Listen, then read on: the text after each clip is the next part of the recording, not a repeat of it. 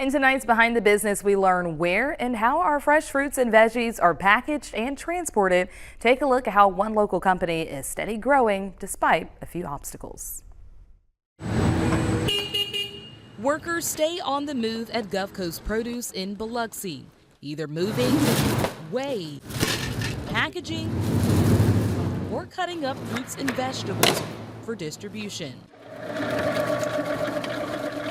Just tell me, how did Gulf Coast Produce even get started? Gulf Coast Produce was started years before Mike and I came to the coast. It was a smaller company doing well, wanted to get out of the industry, and Mike and I were from Louisiana, so we came to the coast. Christy Elise's husband, Mike Elise, first came over to the Gulf Coast in 1995 to get the business going.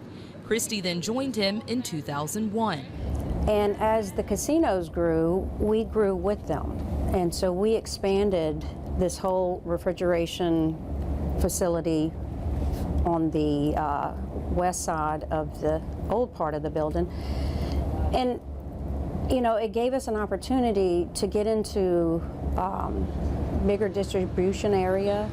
After about 19 years, Mike stepped down due to health concerns, leaving Christy in charge as president and owner of the company, receiving many awards, some highlighting this as the largest woman-owned business.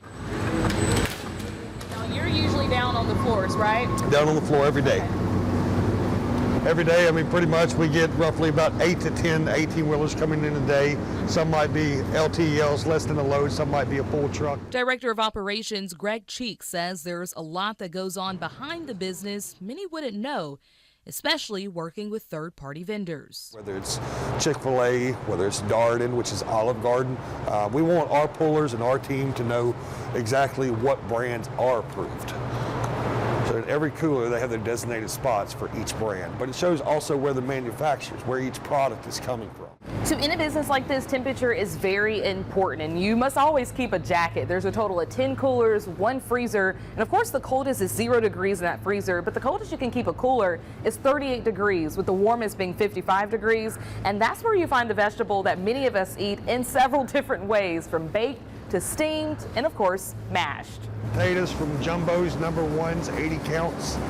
We do a lot of business with the local Mississippi farms. We do some out of Alabama as well from Sermon Farms. Potatoes, like I was saying, they all have to be kept at a higher temperature. Too cold of a temperature, well, necessarily, they tend to turn a lot faster in colder temperatures. Christy says as vendors grow, so does Gulf Coast Produce, starting out with just 12,000 square feet and now 32,000 square feet, employing roughly 80 people. Is it ever difficult managing all of this? Oh yeah, I mean, you know, you have things that happen that you didn't expect. You know, we're preparing today for tomorrow. This is not a one-man band. It's not Christy running the show. We have different departments. We have transportation manager. He does an excellent job.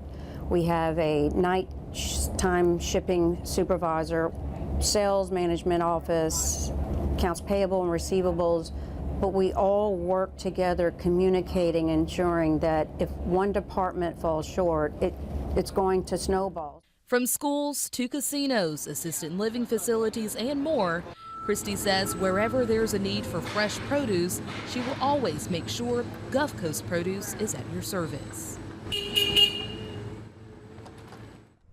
And Gulf Coast Produce is planning to move in the future as it continues to outgrow the current space. Right now it delivers across 3 states, of course here in Mississippi, Louisiana, and Alabama.